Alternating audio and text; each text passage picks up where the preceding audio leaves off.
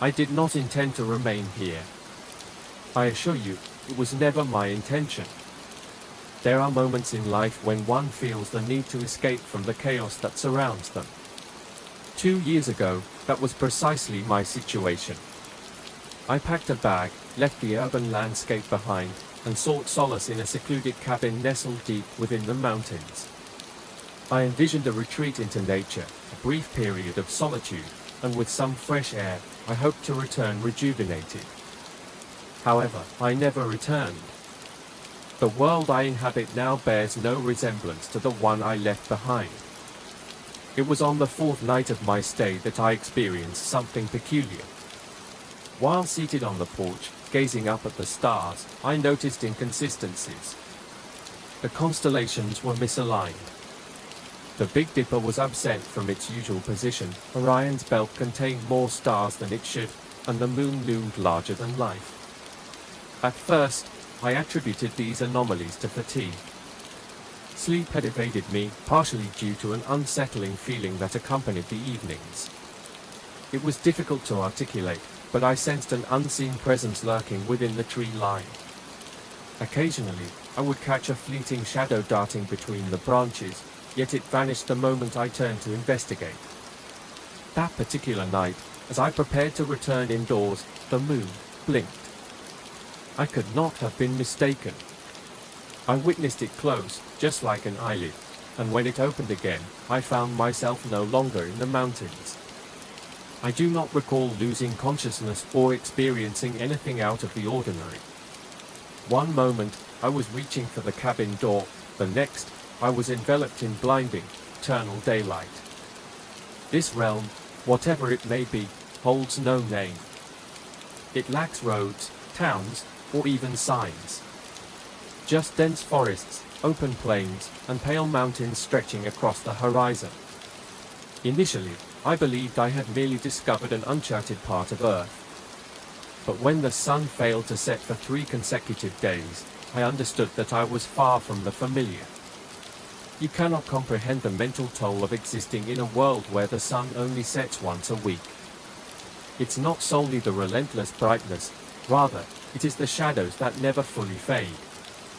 Your mind urges you to rest, yet your body resists, convinced that it is still daytime. Time becomes distorted. One day feels like 2, then 3. I quickly learned that one must sleep only when the sun descends, or not at all.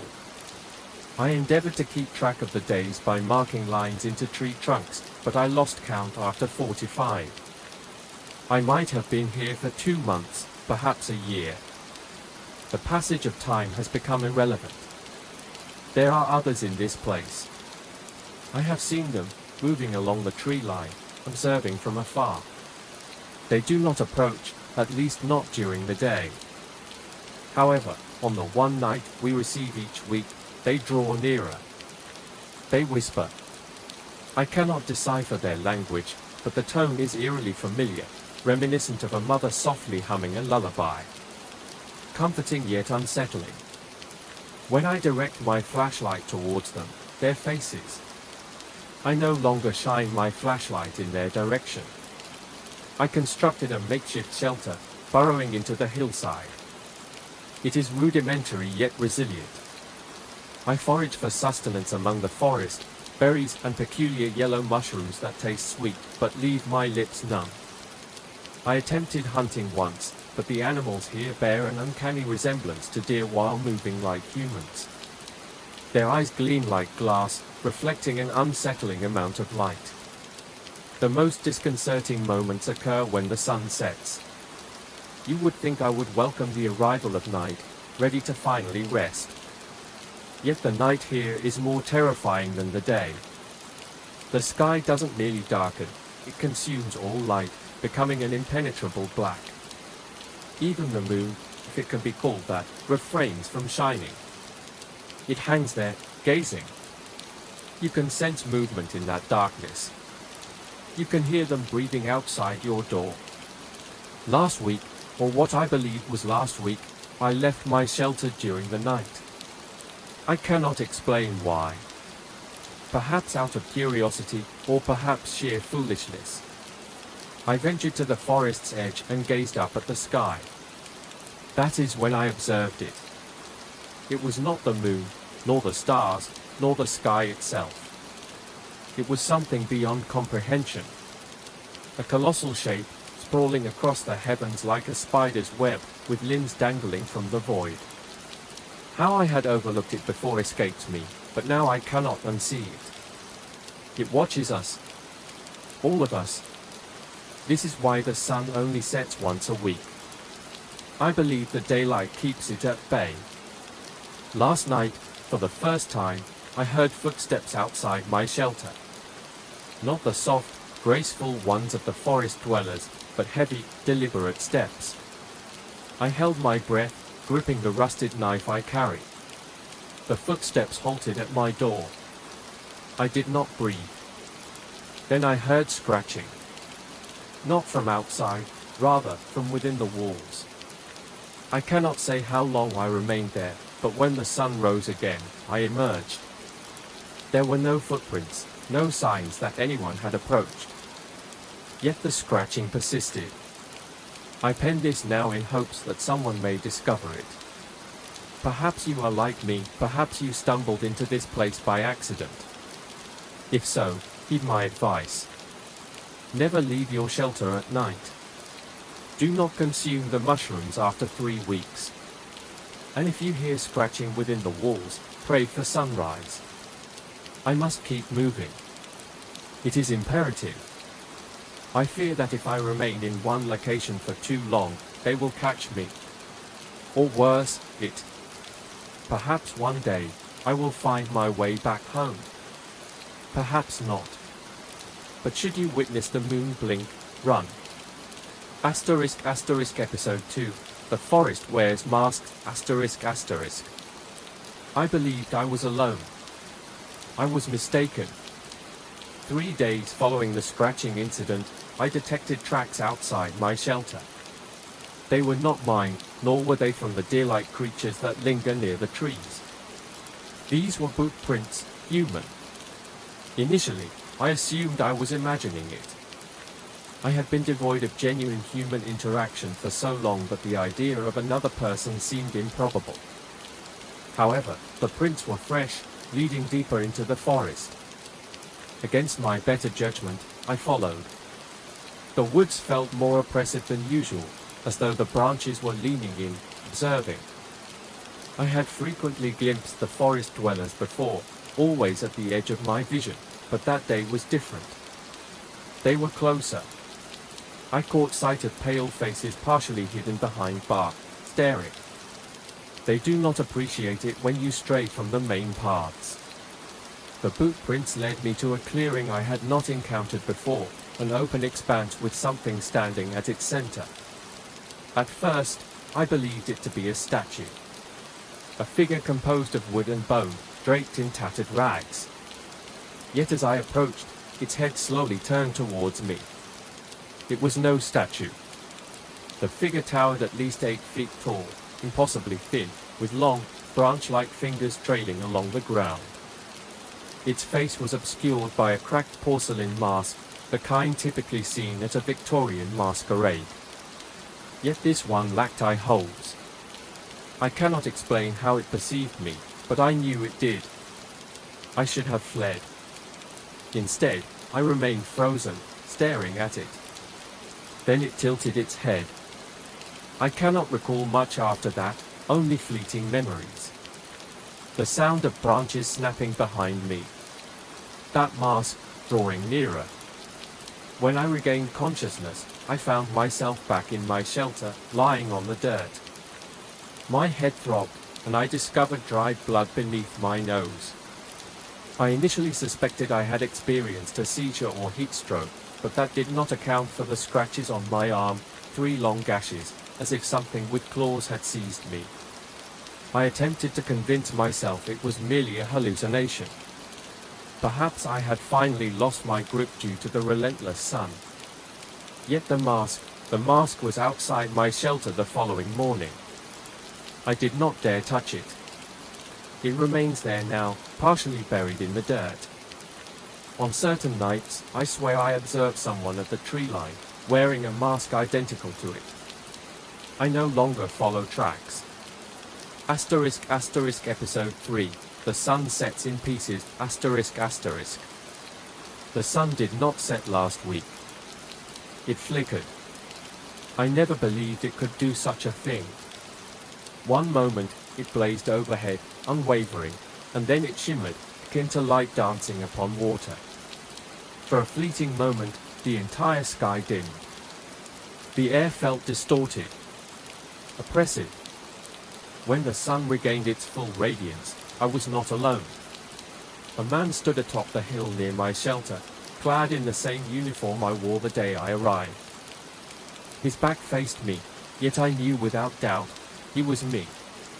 Same height, same clothing, same scar on my left forearm. I did not move. The other me remained still as well. He simply gazed out upon the horizon, as if he had been there all along. I entertained the notion that it might be Skinny, a creature from old folklore that wears the faces of others. But when I finally mustered the courage to approach, he spoke first. "Don't." His voice mirrored mine, but carried a ragged quality. I froze. He turned to face me, and that is when I noticed his eyes. They were hollow. Empty sockets stared back, black as the sky during our weekly night. "You shouldn't stay," he advised. Not much time left. Before I could respond, he simply faded, like smoke in the breeze. I did not sleep that night. The forest dwellers were agitated. I could hear them whispering closer than usual, encircling my shelter, yet none dared enter. Perhaps they too were frightened.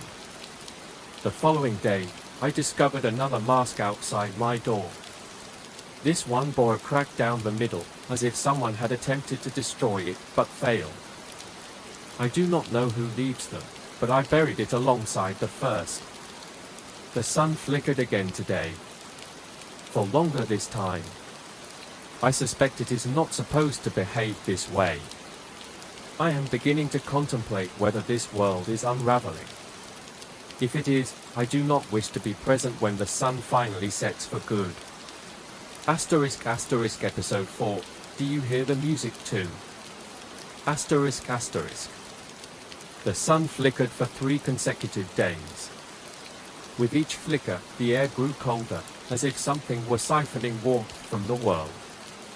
I endeavored to ignore it, yet by the 3rd day, the forest dwellers began to hum. Yes, hum. It was not akin to a choir. Rather, it resembled the soft sound one might hear while washing dishes, low, languid, and completely out of sync. Yet hundreds were engaged in the same dissonant melody, scattered throughout. I reached my breaking point. After breakfast, burnt mushrooms and regret, I seized my belongings and set off towards the mountains. I was uncertain of my destination, but I believed a change of scenery might disrupt the peculiar curse I had fallen into. That was when the music commenced. Out of nowhere, a banjo solo reverberated across the plains. I am not jesting. Somewhere within this nightmarish forest, something, or someone, was playing the most aggressive banjo solo I had ever heard. I cannot convey the experience of being pursued by invisible forest entities while listening to banjo music, but it certainly alleviated a portion of the terror. The humming ceased. The forest dwellers scattered the moment the first twang resonated.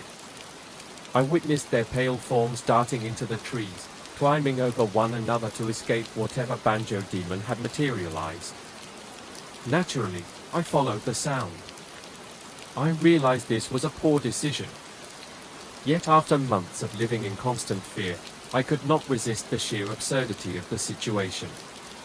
I trekked for hours, pursuing the music over rocky hills and through narrow ravines, until I finally located the source. It was a possum. A sizable possum, seated atop a tree stump, grasping a tiny, rusted banjo. Upon noticing me, it winked. I stood there for a full minute, tempting to determine if I had truly lost my mind. However, the possum continued to strum, occasionally nodding as if encouraging me to dance. Thus, I learned that the forest possesses a sense of humor. Episode 5, Possum Lessons, I decided to name him Clarence. I cannot ascertain whether Clarence is his true name, but he did not object, so it stands. He followed me back to my shelter that night, banjo in paw, and for the first time in months, I did not hear the forest dwellers outside my walls. Clarence slept beside the fire, and when I awoke the next morning, he was still there, gnawing on one of my boots. It was, frankly, somewhat comforting. That day, I began to wonder if perhaps this world was not so terrible after all. Admittedly, the sun flickered like a dying light bulb, and the moon occasionally blinked at me, but I now had a banjo-playing possum. How many people can boast such a companion? However, the evening took a strange turn.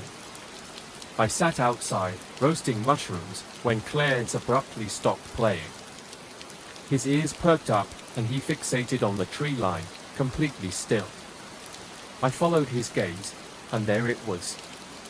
Another version of me. This one lacked hollow eyes. He resembled me precisely, down to the fraying stitches on my jacket. Yet something felt fundamentally off. He waved. I did not reciprocate. Clarence growled, which, as it turns out, is a sound possums can make. The other me frowned and then gradually retreated into the woods. I did not sleep soundly that night. Episode 6, Who Needs Two of Me? By this point, I had come to accept that this place operated by certain rules. Rule 1, do not leave the shelter at night. Rule 2, refrain from consuming mushrooms for more than 3 weeks. Rule 3, if you encounter another version of yourself, never allow him to approach. The third rule was solidified the following morning when he returned. I was chopping firewood when I noticed him standing on the hill, observing me. I decided to test a hypothesis. "Hey?" I called out. "How long have you been here?" He did not respond. He simply continued to stare. Clarence hissed and strummed an unusually aggressive chord on the banjo, which I had come to recognize as his fight song. The other me smiled. A broad smile. Too broad. His mouth stretched wider than any human should, as if someone were unzipping a tent. Then he charged. I acted on instinct, grabbing Clarence and sprinting into the shelter, slamming the door shut behind me. The scratching began immediately. I could hear him outside, dragging his excessively long nails across the wooden surface, humming the same dismal tune as the forest dwellers. Clarence retaliated by playing with even more intensity on the banjo. Episode 7, Possum-Sized Exorcism, The scratching persisted for 2 days. By the end of the week, as the sun set, I felt on the verge of surrender. Yet Clarence had other plans. As soon as darkness enveloped the sky, he nudged me towards the door with his tiny possum face. "Seriously?" I inquired. "You want me to confront that entity?"